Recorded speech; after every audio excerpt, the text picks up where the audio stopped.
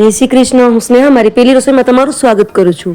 આજે આપણે બનાવશું શિયાળામાં આપણા શરીરને તાકાત આપે એવો ખૂબ જ પૌષ્ટિક અને મોંમાં રાખતા જ ઓગળી જાય તેવો સોફ્ટ અડદિયા પાક, જેને તમે 1 થી 2 મહિના સુધી સ્ટોર કરીને પણ રાખી શકો છો. જો તમને રેસીપી પસંદ આવે તો વિડીયોને લાઇક, શેર અને ચેનલને સબસ્ક્રાઈબ કરજો.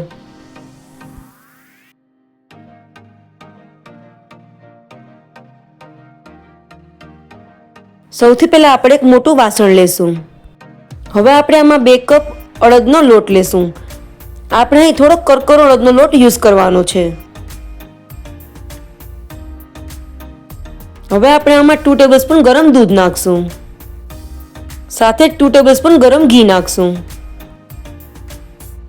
આ બંનેને લોટ સાથે સારી રીતે મિક્સ કરી લેશું. આ રીતે જ આપણે ધાબો દઈ અને આપણે આનું મિક્સચર તૈયાર કરવાનું છે.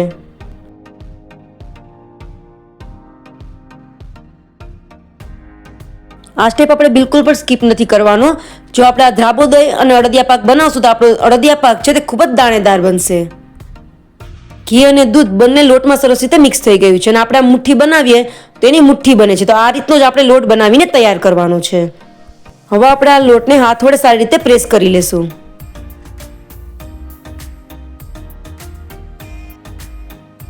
હવે આપણે આ લોટને ઢાંકી દેવાનો છે અને 10 મિનિટ માટે આ રીતે જ છોડી દેવાનો છે. 10 મિનિટ થઈ ગઈ છે. હવે આપણે આ લોટને પહેલા થોડો ખુલ્લો કરી લેશું.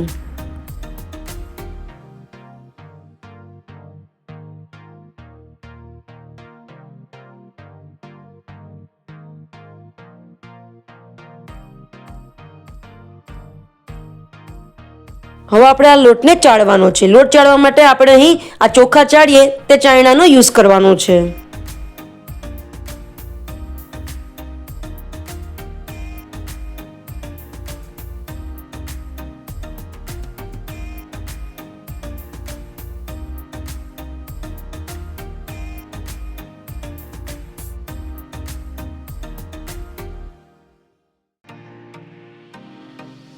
આપણો બધો લોટ ચરાઈ ગયો છે. હવે આપણે આને સાઈડમાં રાખી દઈશું. હવે આપણે ગેસ ઉપર એક પેન રાખશું. તેમાં એક મોટો ચમચો ઘી નાખશું. ઘી ગરમ થઈ ગયું છે. હવે આપણે આમાં 8-10 બદામ નાની નાની કાપેલી નાખશું. 8-10 કાજુ નાખી દઈશું. હવે આપણે આને સ્લો ફ્લેમ ઉપર હલકું હલકું રોસ્ટ કરી લઈશું.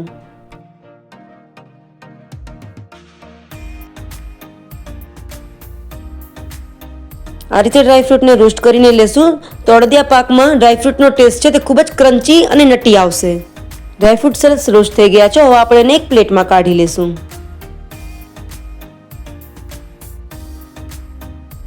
હવે આપણે આ ઘીમાં 1/4 કપ ગુંદ નાખશું. આ ગુંદને આપણે ઘીમાં ફ્રાય કરવાનો છે. આપણે આમાં થોડો કરીને ગુંદ નાખતું જવાનું છે ને ફ્રાય કરતું જવાનું છે.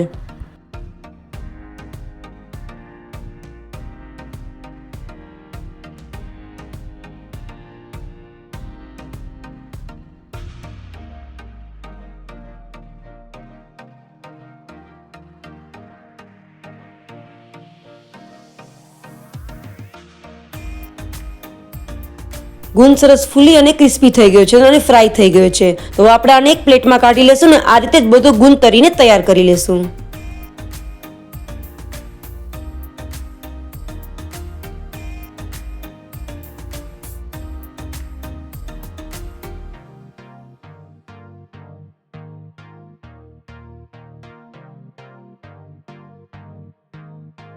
હવે આપણે આમાં 3/4 કપ માવો નાખશું અને માવાને પણ શેકી લેશું.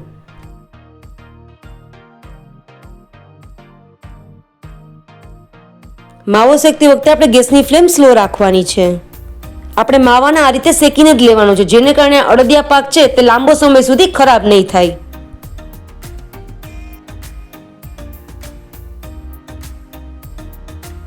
માવો પણ સરસ રીતે શેકાઈ ગયો છે. તો હવે આપણે આને પણ એક બાઉલમાં કાઢી લેશું.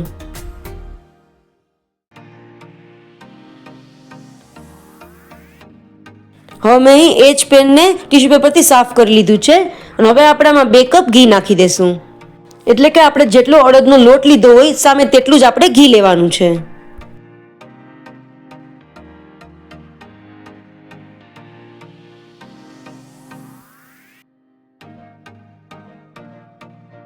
ઘી ગરમ થઈ ગયું છે. હવે આપણે જે લોટ બનાવીને તૈયાર કર્યો છે તે આમાં નાખી દેશું.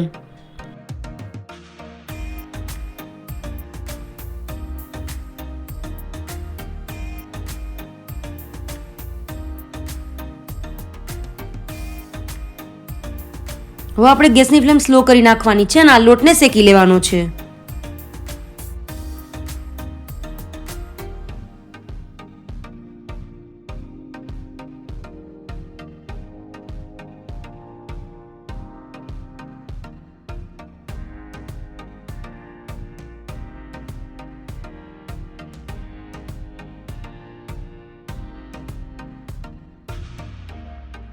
આ જે લોટ શેકવાનો સ્ટેપ છે તેને આપણે સ્લો ફ્લેમમાં જ કરવાનો છે.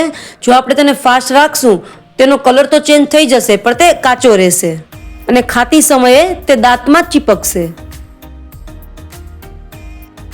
હવે તમે જોઈ શકો છો કે 2 થી 3 મિનિટ થઈ છે. જ્યારે આપણે લોટ નાખ્યો હતો ત્યારે તે ચલાવવામાં કેટલો હાર્ડ હતો અને હવે તેનો કલર પણ હલકો હલકો ચેન્જ થઈ ગયો છે ને ઘી તેમાંથી છૂટી ગયું છે. પહેલાં તે કોરો લાગી રહ્યો હતો. આપણે જેમ આ લોટને શેકતા જશું તેમ એનું ઘી છે તે છોડતું જશે અને ચલાવવામાં હલકું થતું જશે. આ લોટ શેકવા માટે 15 થી 20 મિનિટનો સમય લાગશે. જ્યારે આ લોટનો કલર છે તે ગોલ્ડન થઈ જાય એટલે કે ચેન્જ થઈ જાય ત્યાં સુધી આપણે આને ચલાવતા રહેવાનું છે. તમે જોઈ શકો છો કે આપણો લોટ છે તે ખૂબ જ હલકો થઈ ગયો છે. તે ફૂલી ગયો છે અને તેને ઉપર બબલ આવી ગયા છે.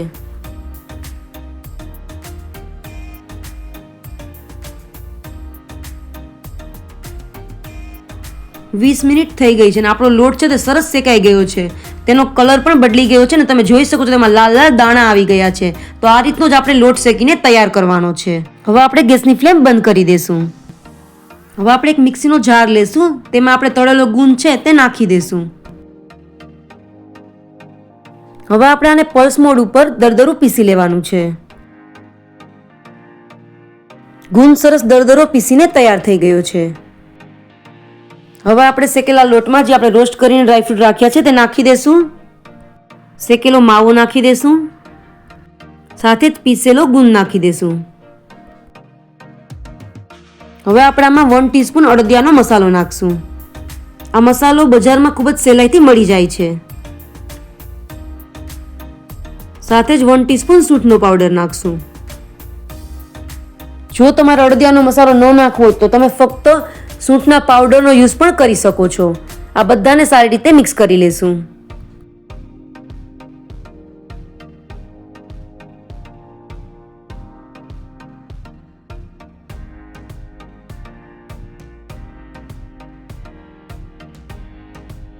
આ બધું મિક્સ કરતી સમયે તમારે એ વાતનું ધ્યાન રાખવાનું છે કે આ બધું મિક્સ કરીએ ત્યારે આપણે ગેસ બંધ જ રાખવાનો છે. ચાલુ ગેસે આ બધું મિક્સ નથી કરવાનું. આ બધું સરસ મિક્સ થઈ ગયું છે. હવે આપણે આને સાઈડમાં રાખી દેશું અને અડદિયા માટે ચાસણી બનાવી લેશું. ચાસણી બનાવવા માટે આપણે ગેસ ઉપર એક પેન રાખશું. પેનમાં આપણે 1/4 કપ ખાંડ નાખી દેશું. 1/4 કપ એટલે કે 1 કપની ઉપર 1/4 કપ. આ ખાંડમાં આપણે 1/4 કપ પાણી નાખી દેશું. હવે આપણે આ ખાંડને ઓગળવા દેશું અને એક તારની ચાસણી બનાવીને તૈયાર કરી લેશું.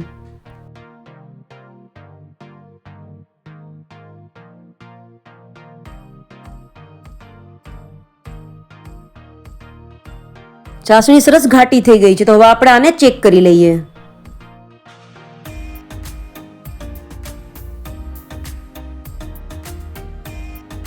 ચાસણીમાં સરસ ઘાટો એક તાર થઈ રહ્યો છે અને ચાસણી પરફેક્ટ તૈયાર છે. હવે આપણે ગેસ બંધ કરી દેશું અને આ ચાસણીને થોડી ઠંડી થવા દેશું.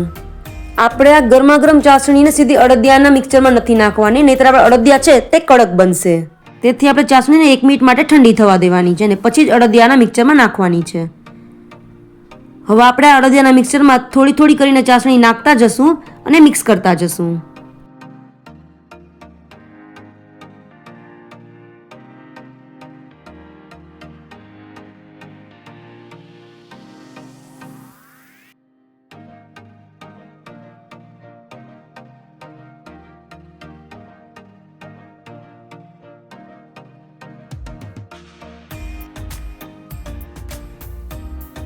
પહેલાં તમને અડદિયાનું મિક્સચર છે તે ઢીલું લાગશે, પણ જેમ તમે એને મિક્સ કરતા જશો તેમ આપણા અડદિયા પાકનું મિક્સચર છે તે ઘાટું થતું જશે.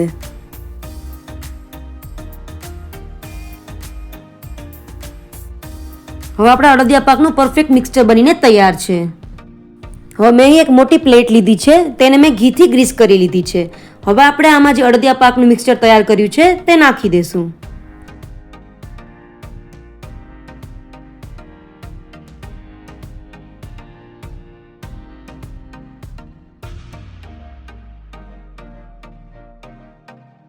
મિક્સરને સારી રીતે ઇક્વલ સ્પ્રેડ કરી દેશું. હવે આપણે આની ઉપર રોસ્ટેડ ડ્રાયફ્રૂટ છે તે નાખી દેશું. આપણે જે ડ્રાયફ્રૂટ રોસ્ટ કર્યા હતા તેમાંથી મેં થોડાક ડ્રાયફ્રૂટ છે તે બચાવી રાખ્યા હતા.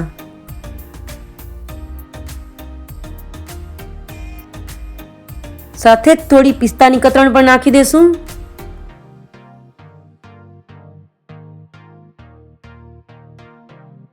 હવે આપણે આને 2 થી 3 કલાક માટે સારી રીતે ઠંડુ થવા દેવાનું છે. પછી જ આપણે એને કટ કરવાનું છે. 3-4 કલાક થઈ ગઈ છે અને આપણો અડદિયા પાક છે સરસ સેટ થઈ ગયો છે. તો હવે આપણે આને કટ કરી લેશું.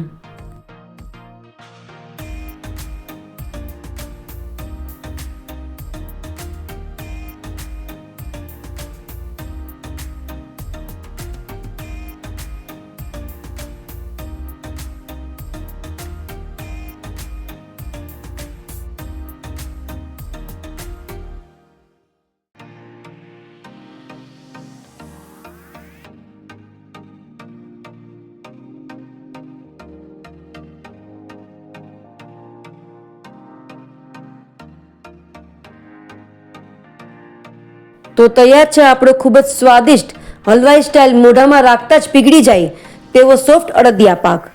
તમે પણ આને ઘરે જરૂરથી બનાવજો.